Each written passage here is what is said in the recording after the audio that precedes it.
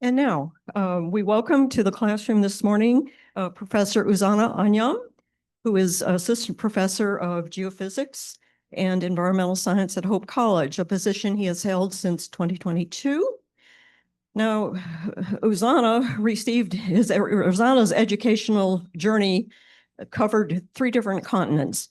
He received his BS in geophysics from the Federal University of Technology in Nigeria, an MS in geology from Oklahoma State University, bit of a culture shock there maybe, and a PhD in geophysics from the University of Science and Technology of China.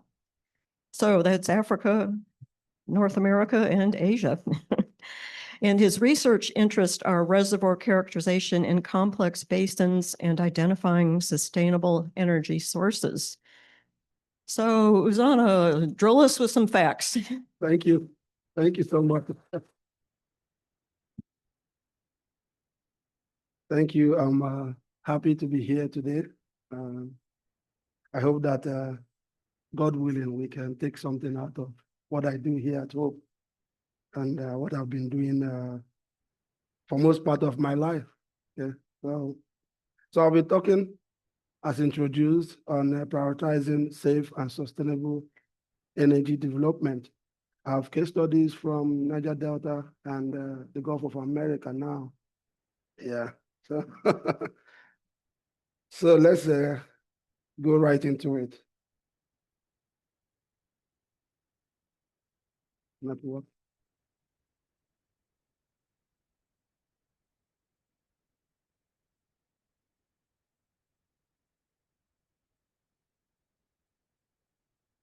It works now. Thank you. Okay, yeah, please turn up my volume. I kind of lost my voice, so that will help. This is working now. It's working, yeah. Just the volume.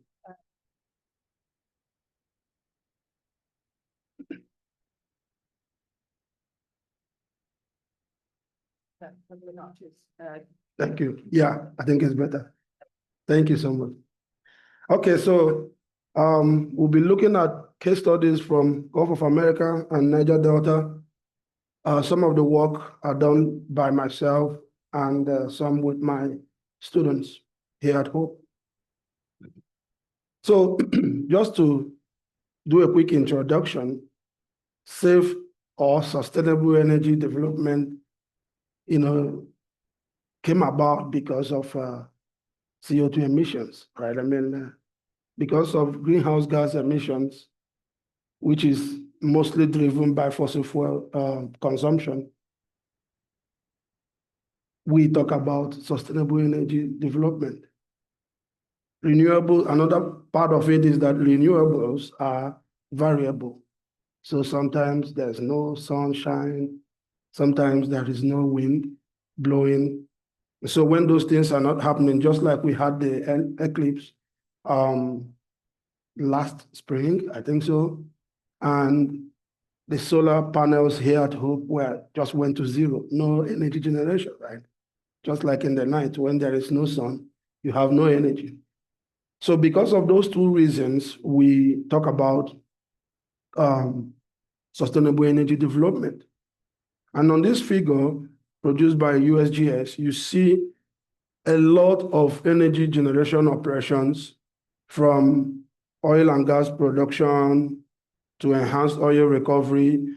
And most of the energy production technology shown here are associated with CO2 generation or utilization, and then ultimately CO2 storage. So the goal is to either utilize CO2 to produce more oil and gas, or pumping CO2 in the subsurface to store it, sequester it there forever. And I'll be looking at the kinds of reservoirs that are suitable for storing CO2, or suitable also for storing now hydrogen energy. So hydrogen energy is now being talked about because hydrogen only emits water vapor. So only H2O is what we get from the emission, so it's clean.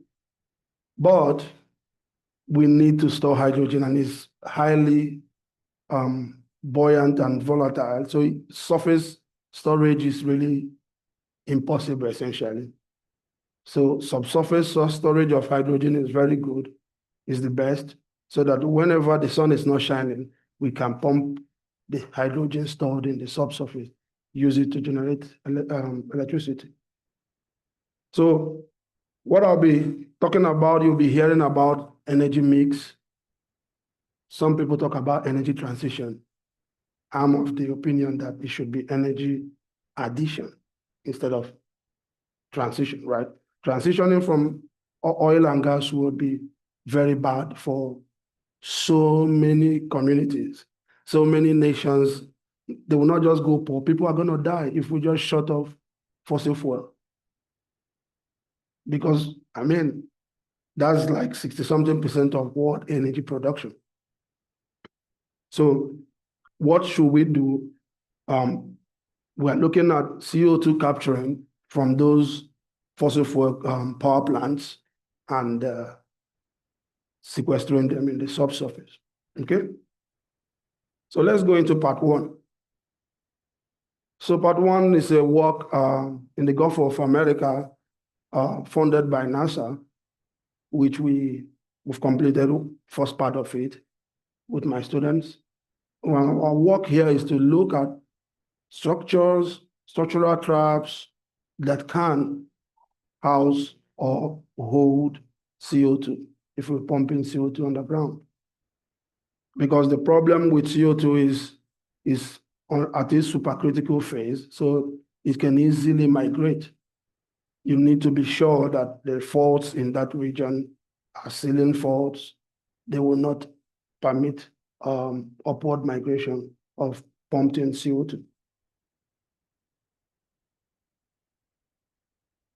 And this will be the outline. We just talk about the objective of this work, talk about the study area, look at the basin evolution of the Gulf of America, and then look at methods we applied, look at results, and discuss developed conceptual models, and ultimately conclude that part.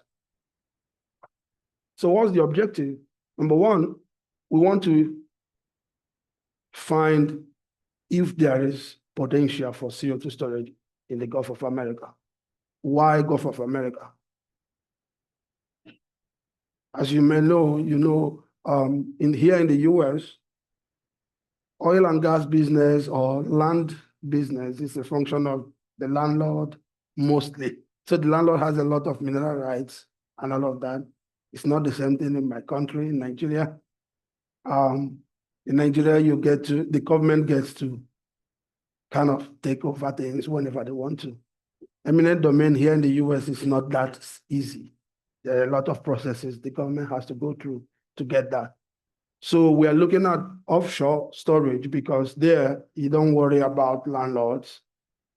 Legal problems, legal challenges are taken off when you pump in CO2 offshore. Because someone will say, why this gas that no one wants, we want to take out of the environment? Why do you, out of the atmosphere, why do you want to pump it in, under my backyard? So offshore storage is it's going to be better, less legal challenges.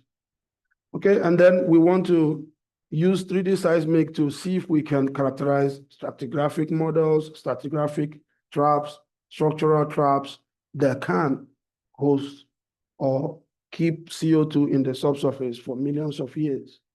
And what are the best candidates for such storage?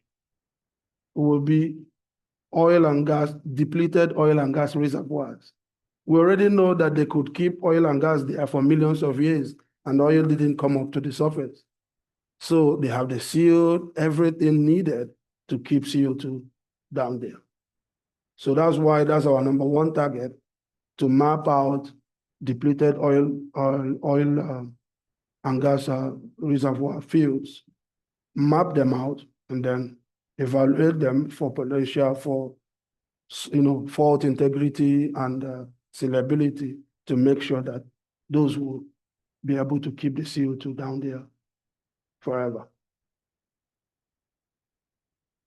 And ultimately, I wrote here, discover potentials for further investigation. Of course, I'll mention this now because I don't have a slide talking about the alarm cycle, but the alarm cycle is a kind of power plant that was built at a small scale to,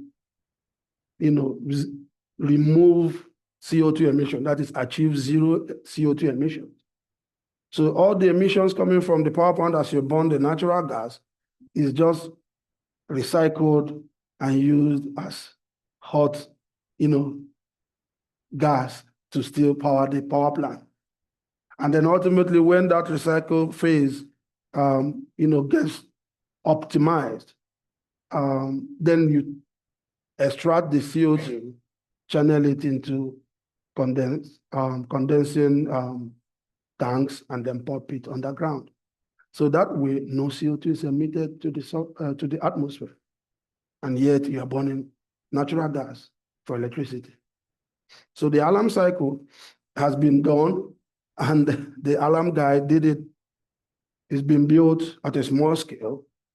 But the government, I think last year, the DOE, before the new administration, the DOE gave out hundreds of millions of dollars in grants to build large-scale kind of alarm cycle systems to be able to capture CO2 at the point of combustion and then inject them in the subsurface. Okay, so that means oil and gas will still become clean, essentially, right? It means that if we can capture all the CO2, now the question is, oil and gas is being consumed in vehicles. There's no technology yet, maybe a miniature alarm cycle for vehicles to be able to capture their own CO2 and maybe, transfer it periodically to some depot, okay, for subsurface sequestration. That is still an idea in the thoughts of several scientists, but technology is not yet built for that. So meaning that if we still continue with oil and gas, we are going to be having a lot of emissions from just vehicles, because during COVID-19, and there was lockdown, right? All over the world. I was in China when it started, so our lockdown was real. During COVID-19, we noticed, even the EPA noticed, that CO2 emission dropped drastically just because people were locked down, no driving. Electricity was still being produced, right? Electricity just has a fraction of this emission. It's mostly transportation. So it means that is where we need actually to develop technology for zero emissions if we really want to continue using fossil fuel, okay? So, I couldn't change this to Gulf of America. I just let it be, but it's okay. The note says Gulf of America. I don't want to be sued or anything, so it's now Gulf of America, okay? So, well, in the Gulf, this is our study area over there on the bottom figure to the left, study area clearly written there. And you can see the things in black are the salt. The salt, I think if I use my pointer here, they can still see it, right? On the Zoom, right? It shows? Yeah, so that's the salt over here. That's our study area, okay? And you can see the salt diaper, the black stuff going up in the middle of the red box is a salt diaper. Salt is buoyant, so it's moving up. So that's mostly what is driving deformation. All the faulting in the Gulf of Mexico is driven by salt tectonics.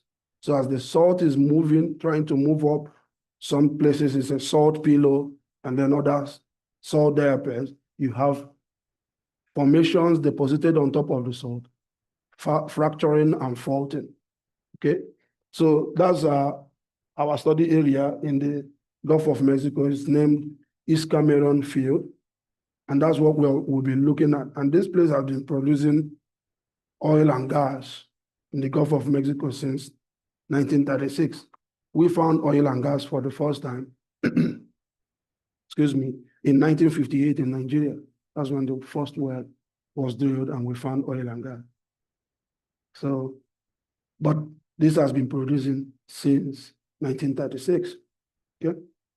So we have a lot of data, well logs, seismic, and this seismic data was provided by BOEM, Bureau of Energy, Ocean and Energy Management. So they kind of manage all the offshore data, and they release them after several years, 10 to 15 years of operation by the companies. Then they hand it over to the government and we can use it for research. So that's how we got our data in this area we are going to be looking at. And so the salt that I talked about in the blue box here, that's our study area. Zoomed in here, that's our study area. These are our seismic lines. Each of these blue lines running north-south represent inlines. East-west represent cross lines. We call them cross lines. East-west, these blue lines running east-west. Cross lines, north-south, inlines. And you can see where we sit relative to the Gulf of America salt tongue. We call it a salt tongue over there. So we are just at the, it's shallow offshore. So we just have some salt diapirs represented by the red dots all over the zone, okay? Salt diapirs, you see red dots everywhere. There are a couple of red dots on our field particularly. But here is where most of the salt is offshore. Okay? Some of the salt is being mined for lithium, for battery making and all of that, okay? So let's talk a little bit about the basin evolution of the Gulf of America. So it started in the Jurassic with salt being deposited. And how was salt deposited?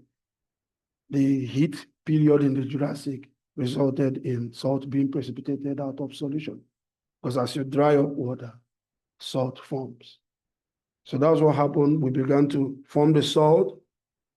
And then in the Cretaceous, we started having some carbonate materials, carbonate platforms develop. As the thickness begins to grow, we begin to see some faults begin to develop in the Cretaceous. And then by the Paleogene, we began to deposit some sandstone, so clastic materials. Clastic materials made of mostly quartz minerals. So we began to deposit these clastic materials in the Paleogene. And as the weight is increasing, the salt, which is buoyant, begins to rise up. That's how the salt diapirs began to form. Because the more weight you put on it, it just flows like a capillary movement upward. So that deposition continued.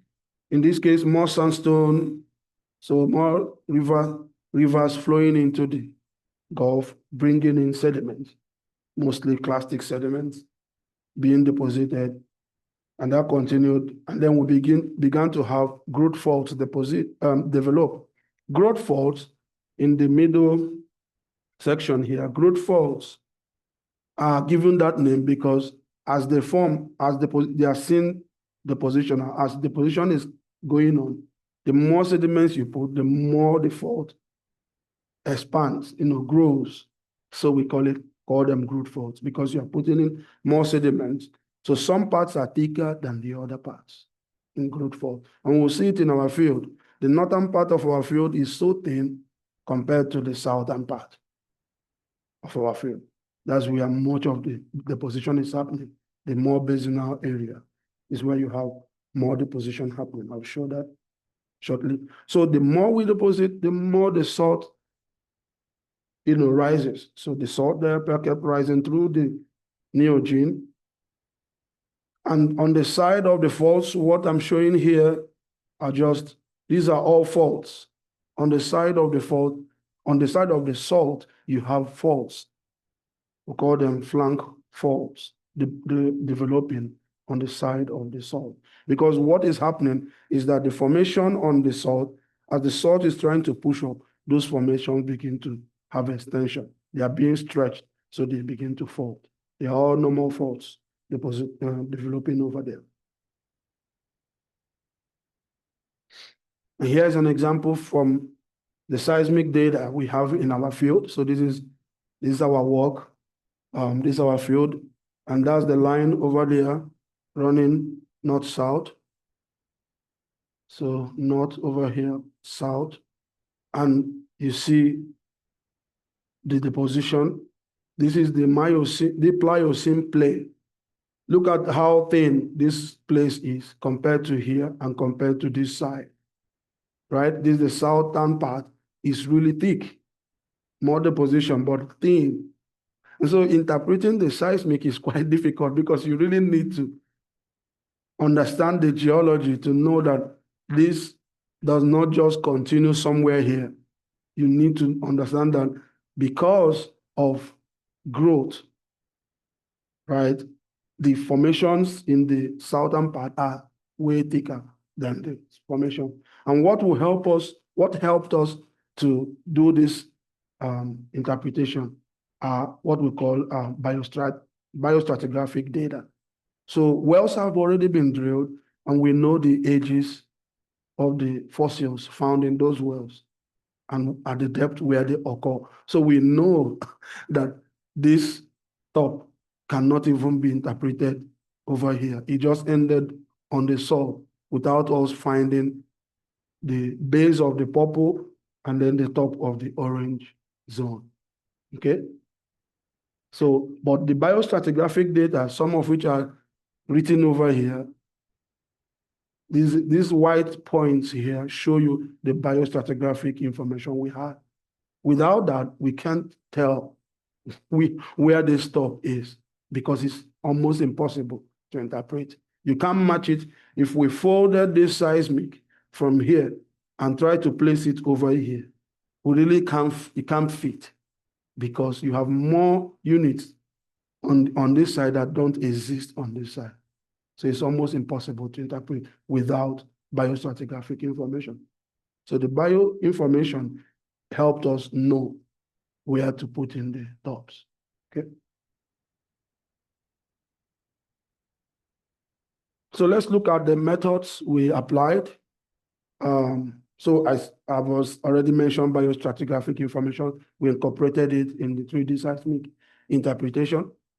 And typically we do fault interpretation first, before we go into interpreting tops of reservoirs, that is, candidate formations for potential CO2 storage in this case, which are candidate formations for oil and gas accumulation. Because remember, the target is to map depleted oil and gas reservoirs.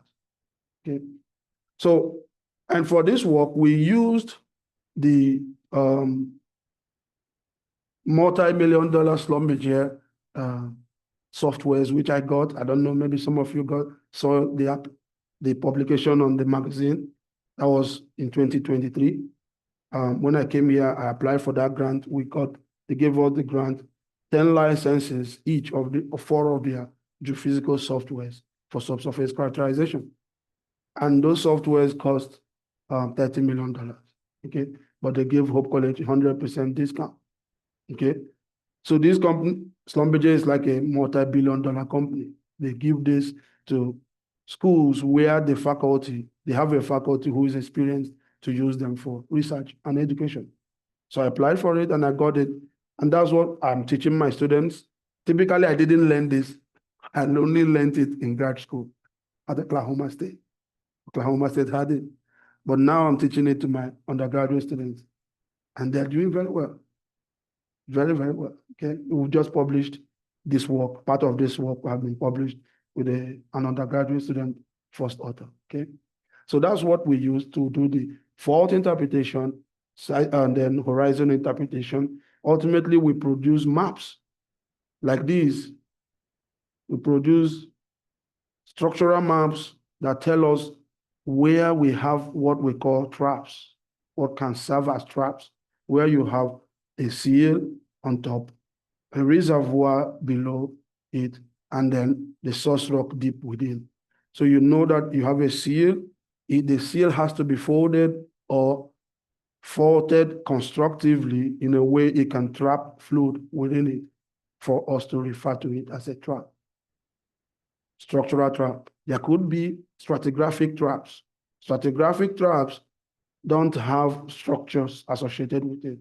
Maybe just geologically, there's what is called the principle of horizontality.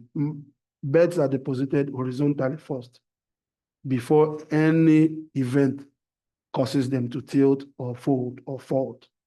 So these beds were all deposited horizontally. You can deposit something. Let's assume that I will just give a drawing that you have formations deposited. Let's use over here. Let me just say that we deposited something to the top, to this writing where I said depth. Going this way, all the way to here is some sand formation, which is sandstone is a good reservoir. It has high porosity, high permeability. And then we come on top of it and deposit all the way to somewhere here. So higher, a shale formation, which has low porosity and low permeability, so does not allow fluid to flow through it. So it's a good seal, but it's all flat, right? Just that the sand ended somewhere. Okay. I don't think Zoom people can see me if I get to the screen. So let me use this. So the sand ended on top of this D, for example, while the seal, the shale, got to somewhere here, meaning the sand is encased within the overlying seal, which is in this case a shale formation. Now, what happens is that though they were flat, if by plate tectonics they are tilted, just given some inclination, it doesn't matter the degree, what happens is that the seal becomes a complete, trap for that reservoir. And the reservoir that pinched out within a seal means that because of that impermeable seal, fluid cannot, migrate out of that reservoir to anywhere. Means it's trapped. But now it's not because of structure, no fault or fold, just stratigraphy. Because the seal, this reservoir was deposited, and then the seal came and covered it up. Okay, so that's a stratigraphic trap. But here we just have structural traps in this field. Now, but before we go into fault interpretation and horizon interpretation, what we do is to look at the well logs in the area, if there are any, to at least identify reservoirs. That is, reservoirs for oil and gas, where we know that these, when depleted, can be good candidates for CO2 storage. Now, if you look at the yellow correlated zones, if you look closely, you find out that is the middle columns are resistivity. Resistivity, the middle columns. You will see that resistivity is high. High resistivity within a reservoir formation like sand means it has hydrocarbon. Why? Hydrocarbon is highly resistive. It does not conduct electricity. So when these logs were run, they run them to see if the resistivity is very high. It means that there is hydrocarbon in this formation. So now we take those logs, interpret them, correlate all of them. So we know, and we see this is the line of correlation. So we know that we find formations with high resistivity along this transect. So knowing that, we look for the, this is in depth in feet here. This is all in feet. But the seismic data is in time. So seismic is recorded in time. What is seismic? It is sound waves. So we just send some sound waves. I have some geophones in my lab, but my own source for generating sound wave is a sledgehammer. The industry, because I'm not going so deep, I mean, that's what I can afford anyway. The industry, they use what we call vibroseis, huge trucks that vibrate the earth, and they can get up to 10 seconds recording, which is approximately like 10 kilometer depth. Okay. So, but I just use my sledgehammer or vibroseis, whichever one. In this case, they use vibroseis to get up to 7,000 feet. But when you send seismic into the ground, it is what we record on the sensor is the time it took the seismic or sound wave to get to the interface between two formations. For example, the top of this yellow, because this is the interface between the shale on top and the sand below.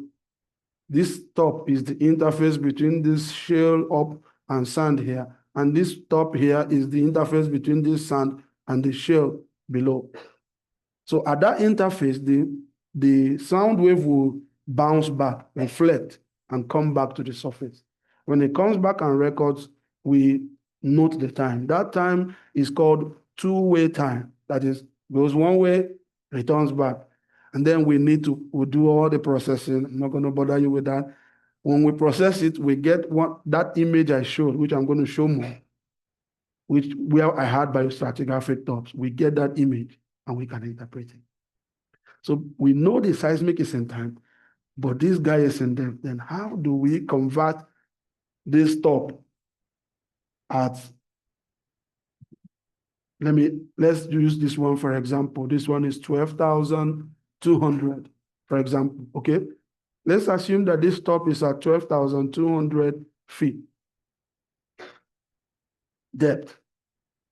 What time does that match with on our seismic? That will tell us the exact seismic reflector that corresponds to the top of that reservoir, so we can map it and produce the structure map of that reservoir. So what we do is to get what is called velocity model. We get a check shot data. In this case, they had a couple. So they gave us, I think, 5 check shot data. So it has a velocity, is time and depth relationship, right? But it gives you some information. What is velocity? Distance over time. So if you have the depth, which is the distance in this case, and you have the time, you can calculate the velocity. So we use that relationship to calculate the velocity to determine that, oh, this 12,200 feet is supposed to correspond to, say, 3,100 milliseconds, two-way time. Then we go to the seismic and find that where that is aligning with that particular well, right? You see, for example, if it is this well, EC, East Cameroon 51220, right? This one. Oh, okay, let's use 5045, because that's the one I picked my top from, 12,200. So for this 5045, which is this one here, this one, okay, we now go to that same location, pick out the inline 7,300 that cuts through the well top of that 5045. We pick that inline out, go to that location of the well, and look for 3,100 milliseconds. And that reflector there is the top for that reservoir. We begin from there to map out. The powerful softwares I have will begin to transfer that data from one line to the next cross line and the next as you interpret, and you get a full map of data points, okay? So in this case, we interpreted 2 different reservoirs at within the Paleocene or Pliocene age time. Okay, so we call this to our Pliocene play. So upper Pliocene, lower Pliocene, just for the two of them. Okay, and how do we know their ages? Because I told you we had biostratigraphic information that tells us the age of these rocks because of the age of the fossils found in them. And then on the northern part of the field, so you see that was a cross section in the south, right? This is in the northern part. We had only this one well that found hydrocarbon, other ones were dry. So all these guys were dry, but this guy found hydrocarbon. You can see resistivity is very high. Resistivity value very high. And that's your sandstone. Sandstone, this is another small one here. We didn't bother mapping it. Maybe it should be together with this guy because the thickness is smaller than one quarter of the seismic wavelength, meaning the seismic wavelength can't even, image or differentiate that layer. So it's going to lump it up with another layer that makes at least one quarter of the seismic wavelength. What am I trying to say? If our seismic wavelength is 120 meters, right? 100 meters. If it's 100 meters, one quarter is 25 meters. If the thickness of a reservoir is less than 25 meters, we can't image it. It will see it. It will lump it up with another package or reservoir or seal or source rock and until it makes up at least 25 meters, then it can image it. But in this case, this reservoir is larger than that. So we know the top exactly. And we can also differentiate the base. Okay. So 1, 2 were interpreted for the northern part as good candidates for CO2 storage, since they could hold hydrocarbon all these years and have been depleted. So having identified the reservoirs that we want to map, 2 in the Pliocene zone, shallower, younger reservoirs, and then 2 deeper, older reservoirs in the north. We proceed with seismic interpretation. So that's the seismic, uninterpreted seismic over here. So this is what we see. This is what we were given with our biostratigraphic tops plotted. We plotted those in, but this is what the seismic looks like. And we had to look at this and map all these faults. So that's what geophysicists do. Look at the seismic, then map all the faults, and then begin to interpret the horizons, which are tops of reservoirs or tops of, for example, maximum flooding surfaces, like a regional top. So these 2, 1, 2 are regional surfaces we mapped to have an understanding of the structural deformation within the area. And 2 of them are all shales, which are good seals. So we want to see, do the seals actually cover the reservoirs or not? Because if the seals are not far-reaching, if they are not laterally extensive, then we can question the reservoir integrity, because even if there is structure in the reservoir, if there's no seal, if you pump in CO2, you find it in the surface or find it in groundwater supply, which is going to be very bad, right? So that's why we map the seals, which are typically maximum flooding surfaces, okay? So we did this interpretation. This is just an exemplary line. We have, I think I showed in the first line, in the slide where I had the Gulf of Mexico that I didn't edit. We have about 11,000 inlines and 800 and something, 1,000 inlines, 800 and something cross lines. So we interpreted all of them to produce this map. So that's the map of this top yellow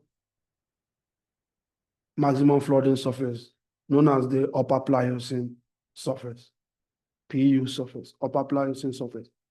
So you see all the faultings, a lot of deformation in the south, and all these black polygons represent the salt diapares, all the salt diapares within the field, protruding up.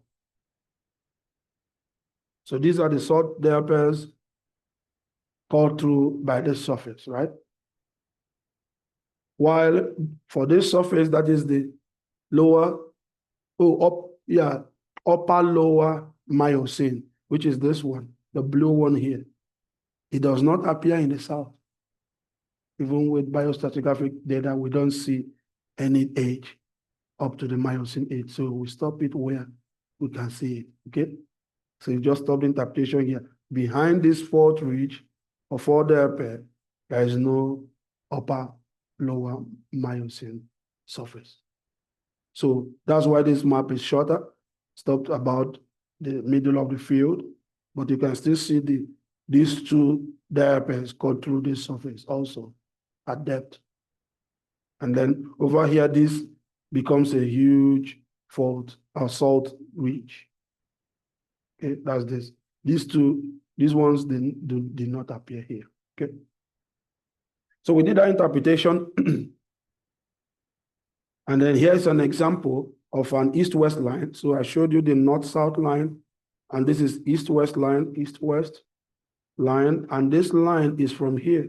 That is this line, 75,000. Okay, cross line 75,000, showing you the surfaces. These are the two reservoirs, which I will be talking about in the northern part that have hydrocarbon, which I showed you the well logs of. And then these are the two surfaces, this one and that one. Then my student also interpreted an lower Miocene surface. This was interpreted by my student who has graduated now, looking for grad school and should go very soon. So the student did this work. Okay, interpreted it as the east-west line, that's the surface here, the orange surface, interpreted by my student. So we still see the salt diapers, and then another salt ridge at that level showing up, and then the main salt ridge over here, okay? So having mapped these regional surfaces, we now proceed to map the reservoirs. Okay?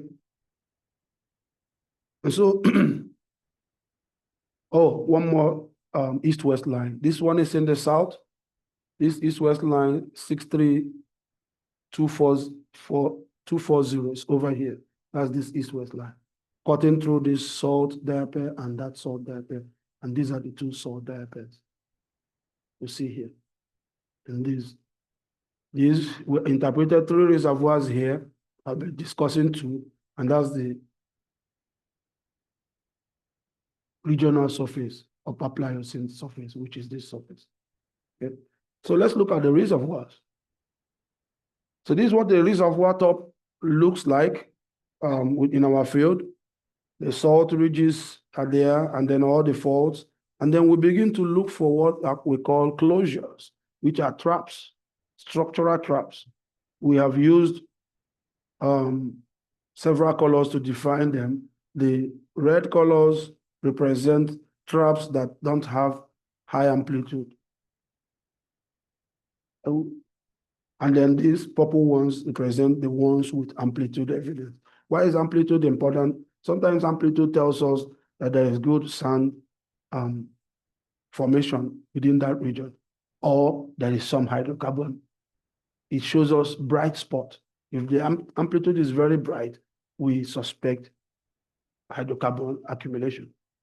But these ones without that may not be that there is no hydrocarbon. May be that the contrast, what we call acoustic impedance, contrast between the reservoir top and the shale on top of it is so close that there is no difference. So it makes the amplitude look flat. There's no real amplitude, but there's something there. There's still hydrocarbon, right? So, but we know the structure is there, so we call them leads. Now, I put this arrow, if you if you're interpreting depleted reservoir and you find a dry reservoir, it's a bad candidate. Don't use that for CO2. Because for it to be dry, while you have others that have hydrocarbon, it means that structure is leaking somewhere. Yes, there is a structure, but it's leaking. It feels like it shouldn't leak, right? Salt is surrounding it, which is a good seal, but they drilled it, it was dry. There may be some subseismic faults that are causing fluid to leak out of this structure. So it's a bad candidate for CO2 storage. Okay, so I won't talk too much. It's something similar, just the next reservoir below. And we got 4 prospect closures in purple and 6 lead closures in red. So these are all interpreted. Why are we putting all these closures? We're going to be calculating volumes for all of them, which we have done and published in our, this has been published in our first paper that has been published. The other one is in production. And then this is the first northern reservoir. So I've shown you 2 reservoirs from the southern part. These are the 2 from the north. All of these have amplitude, high amplitude. So in the northern part, there's a lot of high amplitude. But note, these wells didn't see anything. Of course, you see there's no closure here. I don't know what they were drilling. Maybe they have more data, right, outside the study area. This is what the government released to us for research. Maybe there was some data here, there's still some seismic, but no, nothing was found. Okay? And then this is the one we chose as our best prospect, meaning is the largest for CO2 storage. So it can hold a lot of CO2.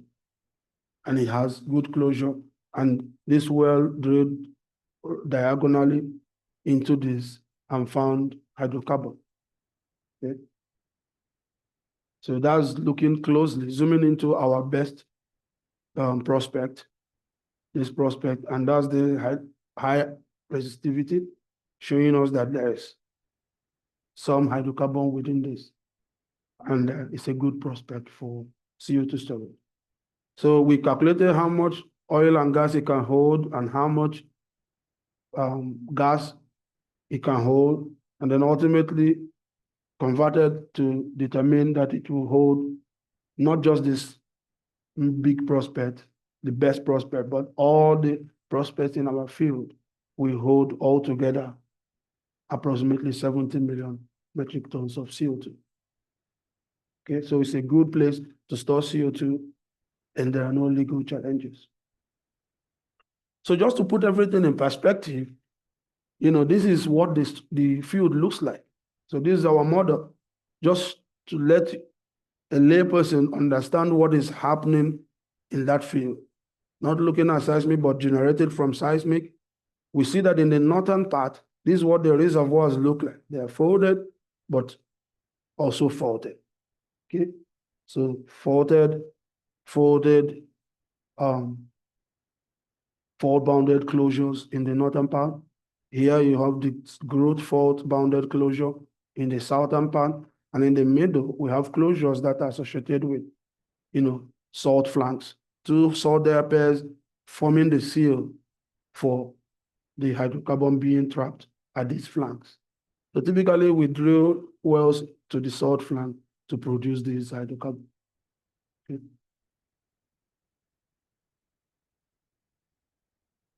So I've answered my question. We can't store CO2 in all reservoirs. I just showed you the dry reservoir is a bad candidate for CO2 storage. Okay. So in conclusion, these are the number of prospects and leads we interpreted from the work. And I've told you collectively, they can hold about 70 million metric tons of CO2, which is good. And this work, part of it has been published. The second part, we are working on that to publish it also. And that's the paper published. The first author there, Madeline, one of the students that worked with me for 2 summers in lab. She's graduated now. And a couple of other students, some current students working with me. McKenna, she has her own paper. I'm also editing. And Dave Betty, they are working with me. Two of them are going to be presenting at the American Geophysical Union conference in December this year. They have their work to present. Okay, so second manuscript is in preparation. Let's move on to part 2. So part 2 is Niger Delta. So no more Gulf of America. Let's move to Niger Delta Basin, offshore Nigeria. Okay. So here, our goal, similar to that, is to look for reservoirs for CO2 storage and potentially also for hydrogen storage. So Shell is looking to begin to, this has been produced in 2005. So they want to utilize the infrastructure built offshore to do other things, pumping CO2, store it, as well as store hydrogen for energy generation.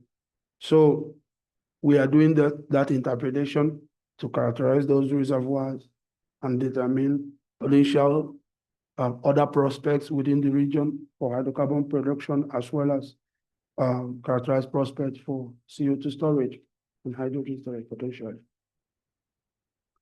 So this will be the outline I will follow. Rundown from introduction to regional geology to methodology, and then results, and then I will look at conceptual models, and then we'll discuss them and conclude. But this is the map, deep map. So angle, deep angle. This is deep attribute. When we extracted this attribute just to show the clear expression of a submarine channel. So you can imagine in the deep offshore, the water depth is about 1,300 meters. So it's deep offshore. It's like as Shell's deepest offshore field in Nigeria. And so you see the angle, high angle, 0, essentially in the middle, showing you the channel. Okay. So, but it's submarine at water depth. And these are formed by turbidity currents. How do turbidity currents form? When the rivers, the Niger River and the Benue River, bring in sediments into the Gulf of Guinea, which is the Niger Delta.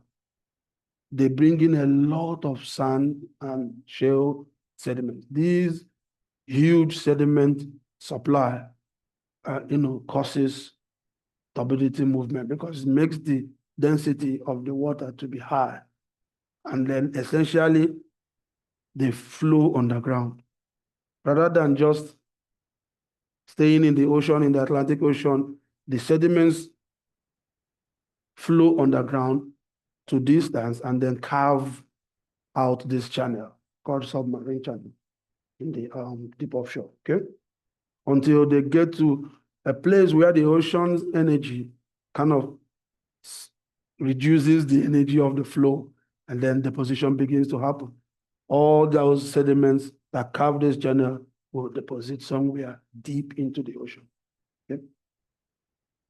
And so these are the fields. At the time this work was done, we just had this couple of deep offshore fields producing oil and gas in Nigeria. And these are the companies, these are the companies that own them. And I worked on the Freeman field owned by Shell. Okay. So in the Freeman field, one unique thing is that when Shell came to Nigeria, Shell was given like sole mineral rights to mine oil anywhere in Nigeria. Until other companies started coming and Nigeria was like, okay, well, Shell, we've tried for you. Maybe you should give up some offshore locations for other people, right? Want to bring in some other people into the offshore. And so they brought in Exxon, Chevron, and co. But Exxon particularly ran some 2D seismic lines, which are, if you look, remember the one I showed you, our base map with several blue lines and several east-west blue lines also. That's a 3D grid. 2D is just sparse, just can run one here and then go almost 200 kilometers. You run another one, so it's really sparse. That one is spaced. I think the one we looked at is 12.5 by 25 meters. That's the grid size for the Gulf of America project. For this one is 6.5 by 6.5. So very high resolution for the shell data. So ExxonMobil ran the 2D lines and then they didn't find this field. And this field that I worked on is the biggest oil field in Nigeria. Does not have gas. Sweet oil, we have sour and sweet oil. Sour oil has hydrogen sulfide. America has a lot of sour oil, some sweet oil, but mostly sour oil. My younger brother works for a mud logging and Westside Geological Company in Texas. He finished his master's at University of Texas, Permian Basin. He works for that company, and then he told me a story just recently. Someone died on the rig, one of their colleagues. Why? He was careless. He didn't want to wear his protective PPE equipment, which has a sensor that tells you when there is hydrogen sulfide. So he just wore his jean and his jacket, and then he goes to the shaker, and you won't know.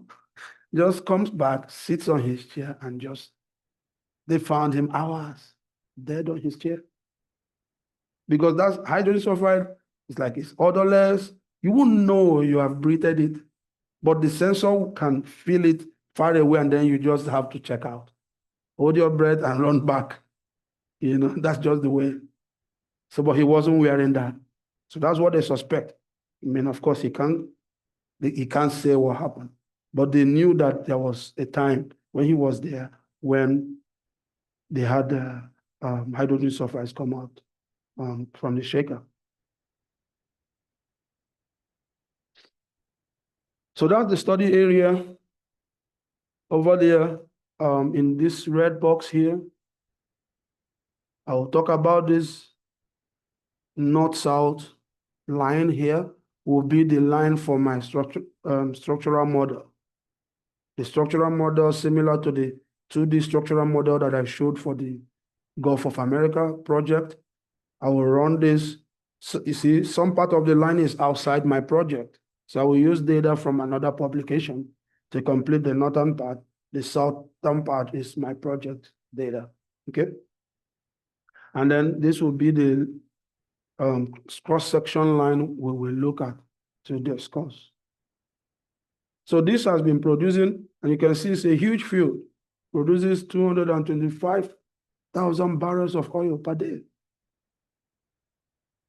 So since 2005, Shell has been producing, and it's still producing because it has layers of these turbidite sands with oil, filled with oil. Nigeria celebrates oil and gas production. Why? 98% of Nigeria's revenue comes from oil and gas. So we can't go green yet. During the election, I think the candidates, they were asked, they said, no, we're not ready for green energy production because there's no way, this is the only resource the government, the country had, okay, majority anyway. So these are the data that we are given, the well logs, similar to the well logs I showed, but these ones are digital well logs. The ones I showed you are called rasters, just pictures. We don't have a digital file to put in our software, but these are digital well logs given to me by Shell. Some part of this work I did as my master's project. So I wrote to Shell when I was at OSU, then I was connected anyway. I had an uncle who worked for Shell, so he called his friend. And then I got very good data. If not, I will get the worst data that I can't use. Anyway, I was lucky to be given this data for my research. So it has 851 cross lines, 1160 inlines. And We'll look at briefly the geology of the area. Niger Delta geology is quite simple. So it's just three formations. We have three formations in the whole of Niger Delta. The deepest Akata Formation, mostly marine shales and clays. Okay. And it was formed or deposited between the Paleocene and the Holocene. So it's quite not that old. It's a very young basin. Then Abada Formation, which are deltaic deep water sands and shales. So an intercalation of sand and shale forming good reservoir and sea combo. Okay. And then finally, we have the Benin Formation, which are unconsolidated continental sand deposits. These form the overbody. For you to form oil or gas, you need depth and the right temperature. And right temperature comes with the burial depth. And so the sand provides that depth, the burial, to put the source rock in a zone where it can be heated up to form oil and gas. Okay, so just three formations in the Niger Delta, and it's a very big, sub-area basin with sediment thickness in some places 12 kilometers thick. So a lot of sediments deposited for a young basin. And so that's the cross-section, that's the study area. So we have some, in this case, not salt diapirs. Niger Delta, no salt, but shale diapir. So clay, which ultimately forms shale, behaves like salt. So we can actually use information from the well-studied Gulf of America to actually study the Niger Delta basin, because salt and shale tectonics are similar. But this is shale diapirs. So you can see similar diapir structures, just like we saw in the Gulf of America, but it's shale, not salt. Okay, so it's not an evaporite basin, it's a sedimentary basin with clastic sediment deposition. And these zones outside our study area, well, I'll talk about them a little bit because these zones are thrust belts. And these thrust belts, which are located over here, and correspond to these thrust belts over here, this is our study area. So these thrust belts, they all form by gravity deformation as the weight of sediment is being loaded on the shallow shelf. With sediment load, the shelf will break, right? And then fault. These faults push sediments down. And then ultimately they begin to thrust deep offshore. So that's how these thrust faults form. Okay. Well written, I was glad to meet this guy at AAPG, American Association of Petroleum Geologists Conference in Canada in 2016. So after I graduated, I went to present my work there. And then I meet him, I'm like, wow, I cited you, he came to my poster and all of that. It was really nice talking with him. He did a very good work for Exxon using their 2D lines on this region. Okay. So similar methodologies, I'm not going to talk too much about the seismic interpretation methodology. Similar methodology, the same kind of software. I had the same softwares at Oklahoma State. And so we did almost the same thing, but the difference is I did seismic 3D attribute analysis. So because of the high quality version of data that I have, the seismic volume, I told you, is 6.5 meters by 6.5. So very closely spaced lines, high resolution. I was able to do attribute analysis.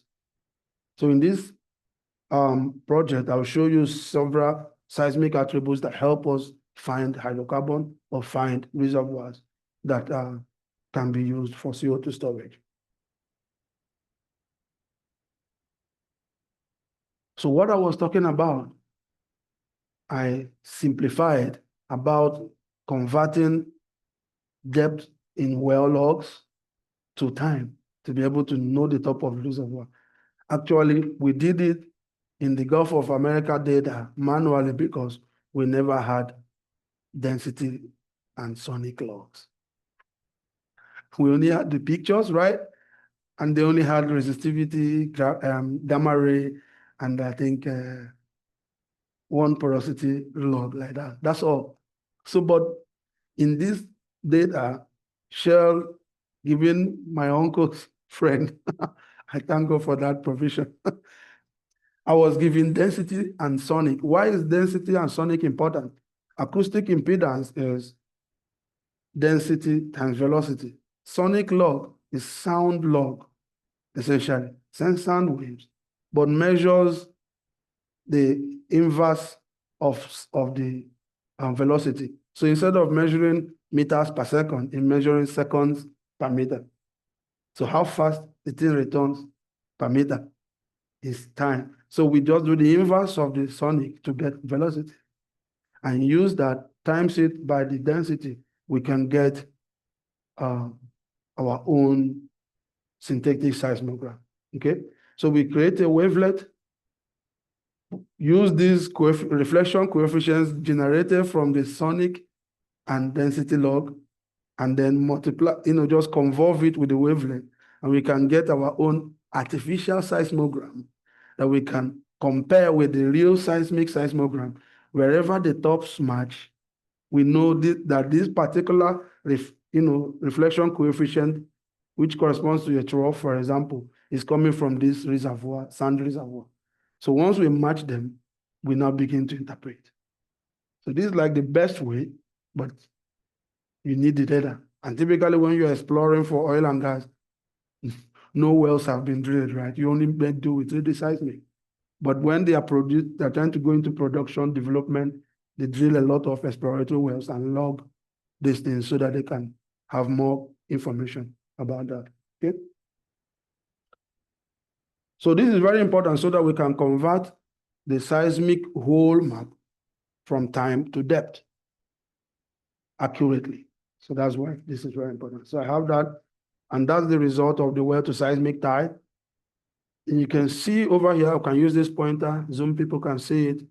These high resistivity zones are where you have your reservoirs that have hydrocarbon. So this is the best one, which I call the BOA. Just use the acronym of my wife, who was my fiancée then. So she's blessing. I'm Uzonna Anyiam, so I just called it BOA sandstone. Yeah. So, and then these are the acronym of all my siblings. Cookno sandstone. So anyway, so I interpreted these two reservoirs. I also interpreted the Selma channel. This is a channel reservoir, so I didn't. It's not laterally extensive, just along the channel. But it's large enough to be commercial, but I just interpreted these two, okay? And I will talk about them here. So you can see that this is our synthetic seismogram, the blue. We produced it by multiplying sonic and density. That's how we produce this with the wavelet. And the red is the one from seismic, extracted from seismic. And you can see that they match, right? The peaks match, the troughs match. So we know that this trough, which corresponds to, we call it low impedance sand, it has negative reflectivity. It means that the shale on top is harder than the sand below. So it gives us a negative impedance. If the reverse was the case, it would be positive. And that's the way Europeans set up their data. In America, they try to call the negative, they make it a peak. It's American format, right? So, but since I got the data from Shell, I use the European format is Shell, Nigeria. Okay, so troughs are our sand tops, this trough, and then that trough over here. So we know that this seismic trough is the one we map for Kukno, and this seismic trough here is the one we map for the Boa sandstone reservoir. Okay. There are no carbonates in Niger Delta, only clastic rocks, only sandstone, mostly quartz. So sandstone and shales are what you have. So this is a full well log correlation. And that's the correlation line A to B. That's the correlation line. So starting with the first well, Freeman well 1 to 2 ST3. ST means sidetrack. So they drilled, maybe they got stuck. They plugged the well, sidetrack to the left or right, whatever. And so this one, and then well 4, Freeman 4, well 5, well 9 and 5. So these are the wells, 5 wells given to me. Okay, so we correlated all through this way, and then flattened this on the Boa reservoir, which is the best. It has very good sand shown here, very high resistivity, very good sand, very good sand, very high resistivity, very good sand, very high resistivity, and so on and so forth. So that's the best reservoir. That's the one that was producing 225,000 barrels of oil per day. And I'll show you why.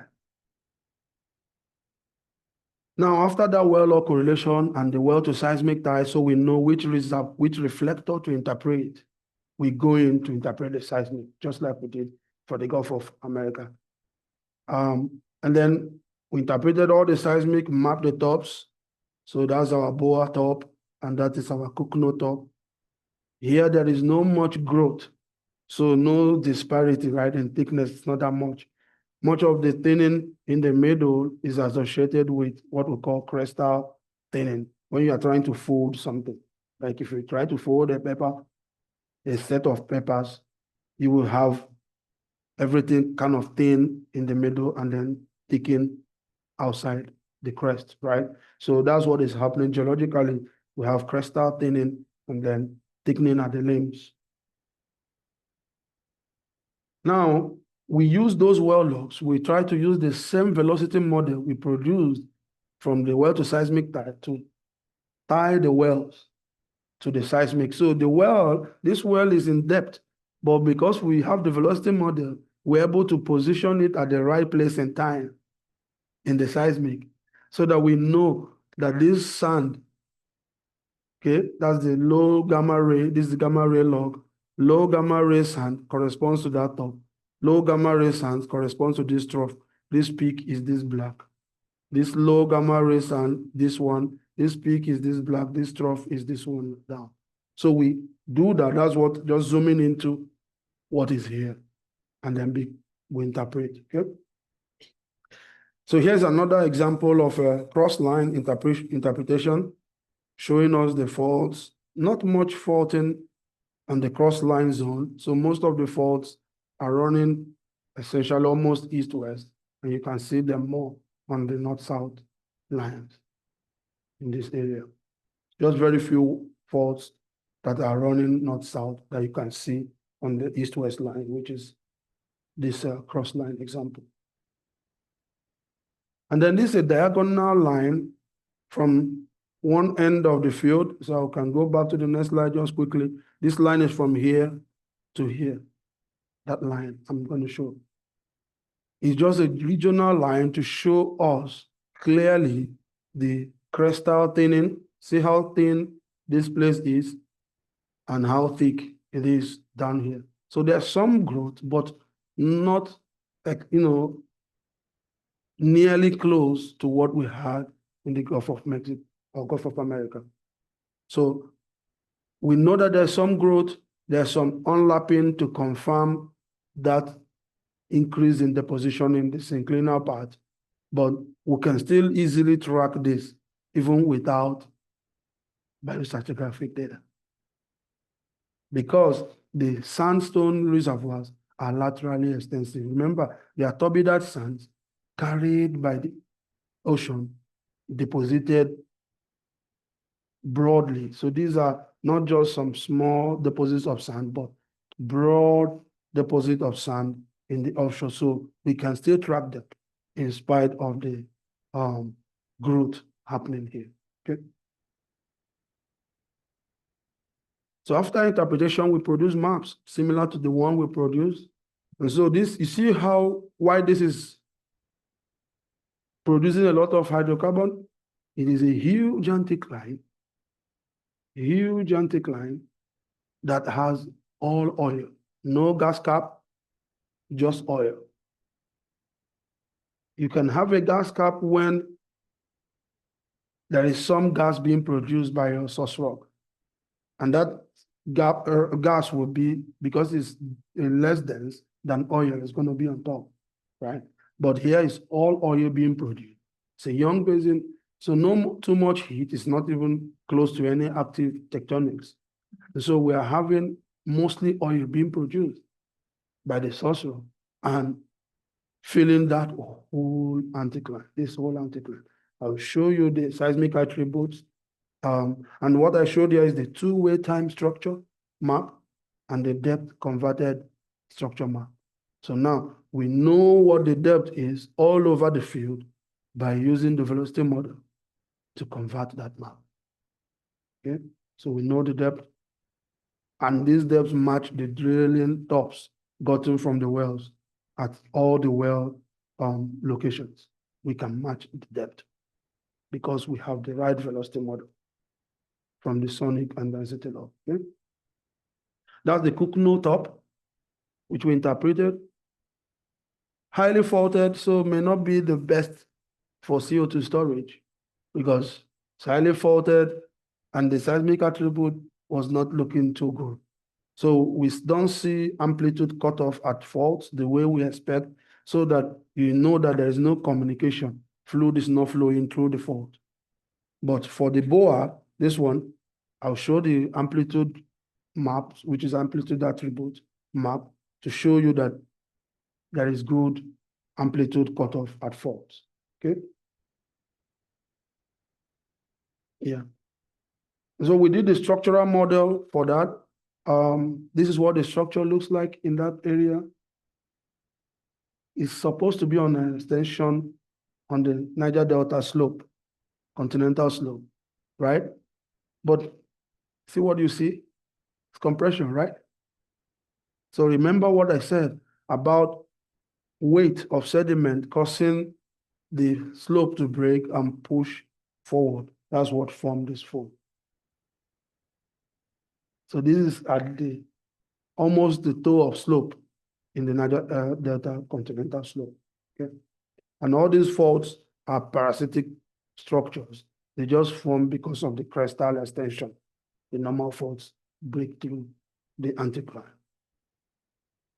So I told you I did some attribute analysis. In this case, I did root mean square amplitude analysis and spectral decomposition attribute analysis.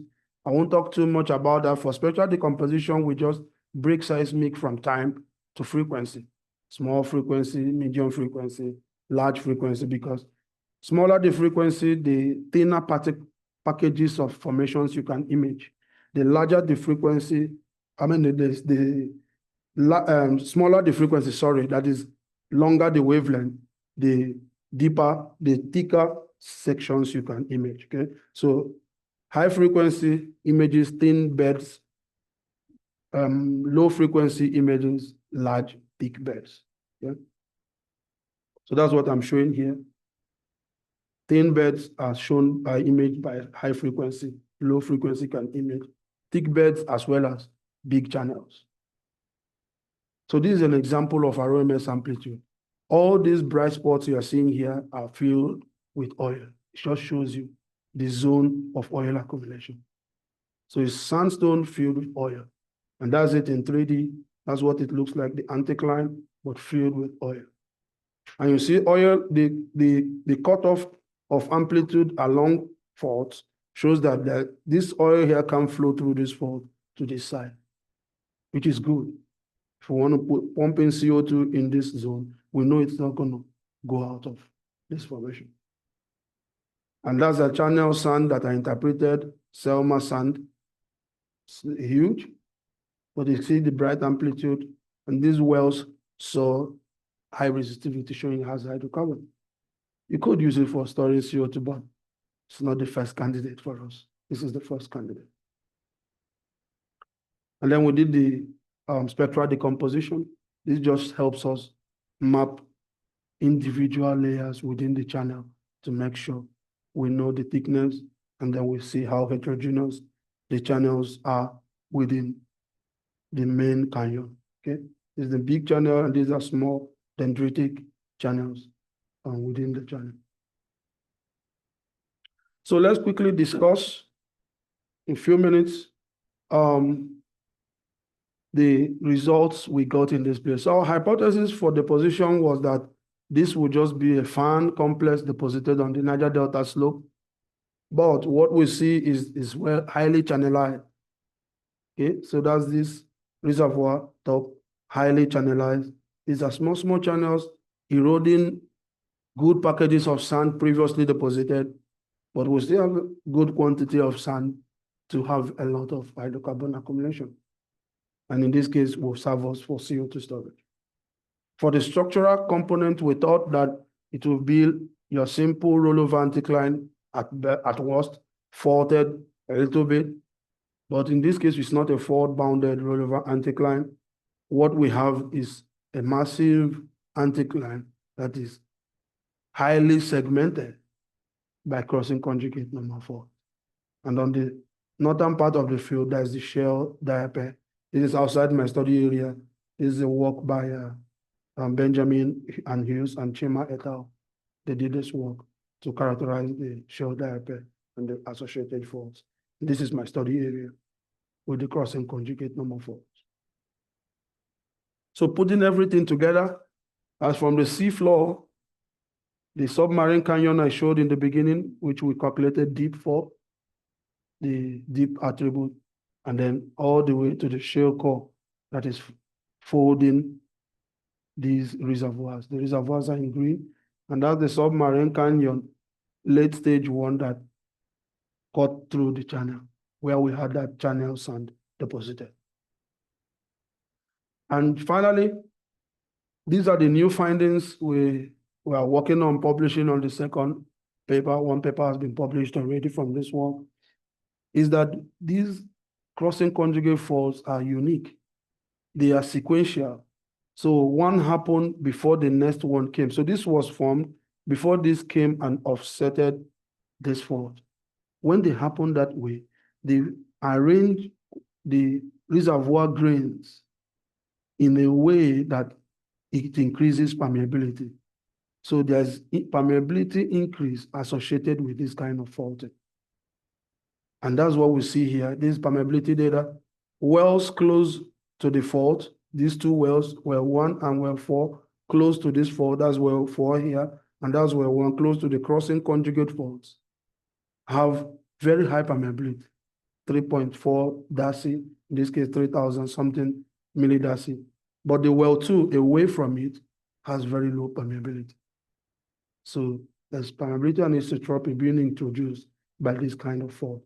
It means the fault can help improve permeability. It can be a good kind of fault to target, to create when you do fracking to increase permeability in the field.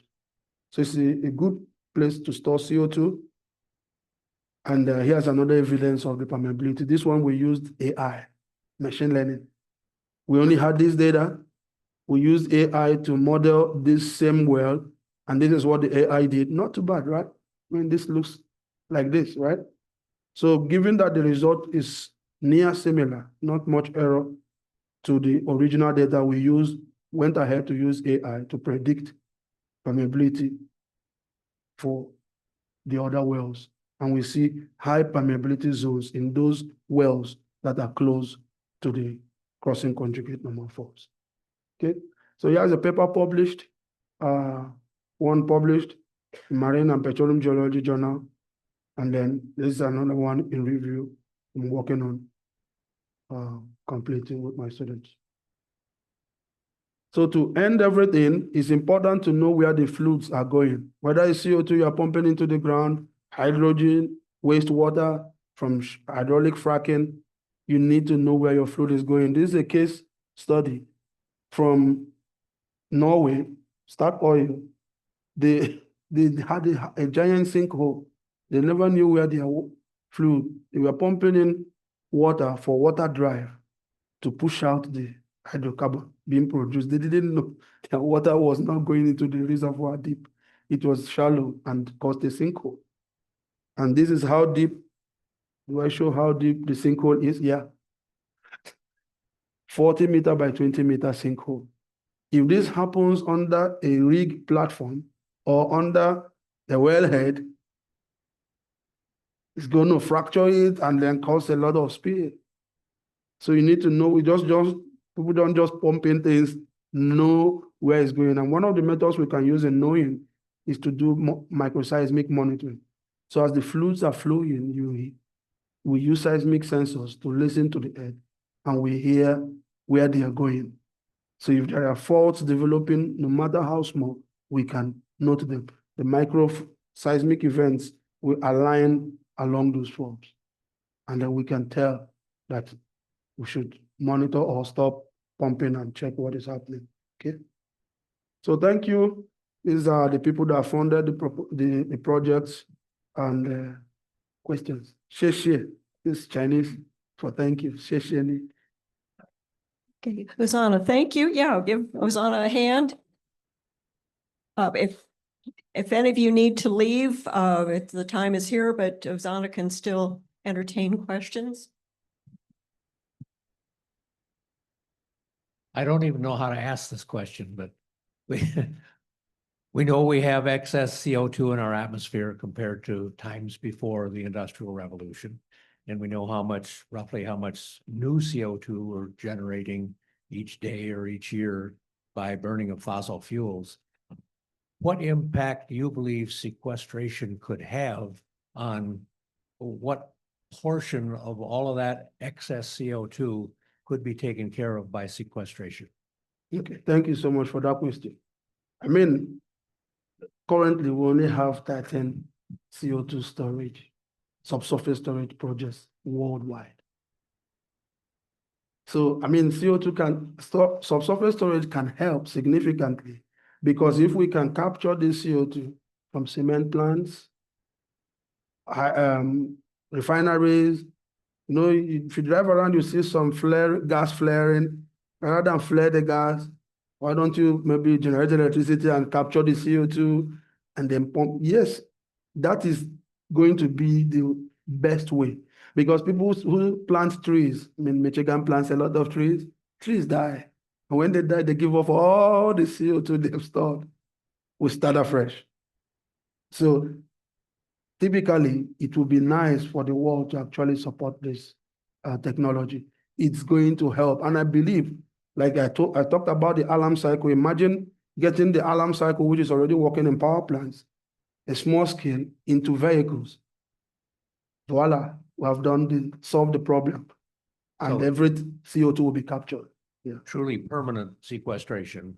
Yes. And obviously there's a limited number of locations that you know of so far to be used safely for sequestration. No. But We have more locations many more than locations. the CO2 that is in the atmosphere. Great. So location is not really a problem. Where to store it is to capture. Yep. Capturing technology is our issue you. now. So yeah, storage is not a problem. It seems like the infrastructure to get the CO2 from point of emission to point of storage is going to require some kind of huge investment. Yep. You know, I can't even begin to imagine how that would, you know, have to take place. Yeah. Any comment on the infrastructure to support, if you can sequester it, getting from a point A where it's sequestered or where it's collected to point B where it's sequestered forever? Okay, thank you so much. The most challenging one would be, like I said, first of all, to get the technology to capture it from vehicles. Capturing it at large infrastructure complexes like where you produce cement or refineries is very easy because they are large locations, right? But from these small locations, which individually we drive our cars, if we that generates the most CO2 quantity. So we need to get that first before we handle that problem. And now, why do I think it will work? We all buy gas, and you just stop at the gas station and buy that. If we had that technology, and at each gas station, while you buy your gas, you can dump your CO2 to be picked up. So if we could transport oil and gas all over the nation, all over the world, we can transport this CO2 if we can capture it, first of all. So capture is really our target here, because once we can capture it, we can store it. Follow up. Okay. Maybe we'll do the follow-up first. I guess I could see it. It's kind of like an oil change. Yeah. You know, when you go in and get your oil change, they Exactly. capture it, they take it, hopefully take it to the right place. So if we, you know, so be able to develop that level of scale in a vehicle. Yeah. So, You're probably much younger than me, sorry. but are we going to see this capturing of CO2 in my lifetime? I mean, what's the technology now? And is it being used anywhere? Very good question. Yeah. Well, it's possible to happen in your lifetime because, for example, I'll give you an example with solar energy. When solar energy came out maybe 10 years ago, we thought that it was too costly. It was like impossible. No one is going to afford solar. Now, solar energy is almost cheaper than gas. Technology. So these things grow very fast. And with AI, we are really it's going to be much more easier to develop this technology than when we didn't have AI. Because artificial intelligence, machine learning is helping, in technology development, like I can't even explain. Because I strongly believe that it's possible. Since we have a large scale, we're talking of just a miniature scale. How do we scale down? Typically, technologies start small scale in the lab, and we need to expand it, right? That was essentially how our alarm cycle also started. But the technology he started with was a miniature power plant, but not combustion engine. Question is, there's no more difference between power plant and combustion engine, right? So we can develop it. The only question is there some funding, incentive to help researchers, right, develop it?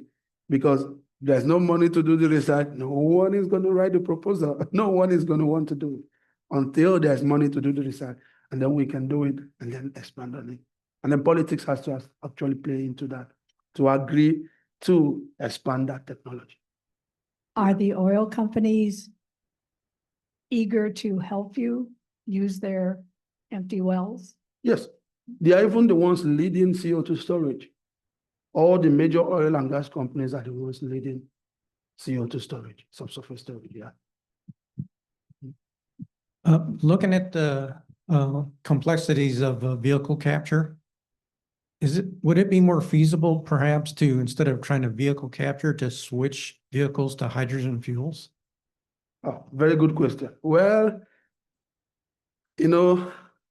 hydrogen has its own complications because, yes, it does not emit CO2. Water vapor is also a greenhouse gas, but it's not in the scale of CO2. It does not have nearly the effect CO2 has. However, the hydrogen technology, people are scared if you are involved in an accident and it's not diesel or petrol you have, and it's hydrogen. It's like hydrogen bomb exploded, right? Even natural gas tank explosion does not come close.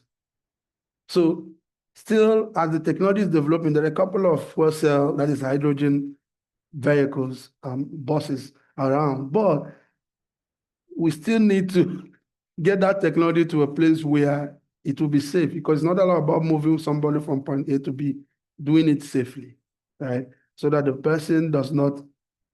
Now, do you see the issue with Tesla vehicles, for example, having an accident and then impossible to break in and bring out the person, and people are charred alive. So But it's technology, right? There are mistakes here and there, bugs here and there that need to be fixed. So I think hydrogen is good, but the confidence to go into using hydrogen is not yet there, to even develop the technology to make it safe. It's not yet there, yeah. So, but it's something that can work in the near future. And now we can make hydrogen. It's not like any country can make hydrogen, right? It's not like you have to have the natural resources. There are naturally occurring hydrogen reservoir or deposits, but typically by electrolysis and other methods, you can make hydrogen. So it's renewable. Mhm. Yeah. Thank you for your presentation. I was wondering if you talk about CO2 sequestration, if you get a major earthquake in that area, how much chance do you have you rupture these deposits, like you were showing, these dry areas where there was leaking, and what would happen? That's my first question. The second one, as you're probably very well aware, that the environmental impact on oil and gas in the Niger Delta has been pretty devastating till now. How can they prevent that from happening with the offshore production? Thank you. So the first question about CO2. Well, I would say that for CO2, it's earthquakes. These reservoirs are in what we call passive margins. No earthquakes happen there. The only way an earthquake will happen there is that you are doing hydraulic fracking. So you are the one perturbing the properties of the reservoir to create these fracks. Apart from that, we typically select for storage stable zones. No natural, they are historically don't have natural earthquakes. Non-active margins are the best candidates for CO2. We have a ton of them. That's also where you find oil and gas. So that's why earthquakes don't happen and then oil will come to the surface, because there is no oil. And in fact, those places, active margins are too hot for oil and gas generation. Any oil that has been generated would have been charred, completely burnt off by the heat coming from the shallow magma at those active zones. So typically the zones, these reservoirs we interpreted and the ones other people work on are safe and stable zones. So there's no cause for alarm with regards to earthquakes. And then for Niger Delta, I worked in the Niger Delta. I worked offshore, onshore, before coming into the academia. What I noticed is that I'll use Nigeria as an example. After all, Nigeria has the Niger Delta. Our problem is mostly leadership. It's the leadership that is the problem, because we have leaders who kind of loot the money. They take money from these companies and don't mandate them to do the right thing. So I worked like Bayelsa, southern Nigeria, where they're producing a lot of oil and gas. The place is a mess. A lot of spills. The work of the EPA is to make sure, right, that these things are followed. And where you miss it, you pay a fortune. The spill that happened in 2009 or 10 by BP in the Gulf, it cost BP billions. BP became the least, like they fell from being the top richest oil producing company to, they're not even third now. Because of the money, they've spent billions, right? That doesn't happen in Nigeria. Spills happen and then you just settle people behind and it goes. So maybe if they were paying a high price for it, they'll be more careful. I've been in a place, my company was called to kind of save a well. They had a kick, a blowout, and it's burning, spilling, burning. We needed to go drill a well from another side, drill diagonally to that well, and plug it from burning. Like stop the oil and gas deep. And you need to be careful so that the fire from here doesn't. So we did that successfully. It was a Chevron rig that was burning, So it's some politics involved with regards to leadership, and then some companies are actually careless. Because leadership notwithstanding, company policy should be to safeguard the environment you are working in, first and foremost. But when there's no price, they don't follow the policy. Again, thank you, Uzonna. I think we've all got a better appreciation for how difficult it is or what goes into finding hydrocarbons. And, you know, by comparison, solar, wind, and nuclear seem relatively simple. Yeah. So thank you so much again. Thank you. Thank you so much.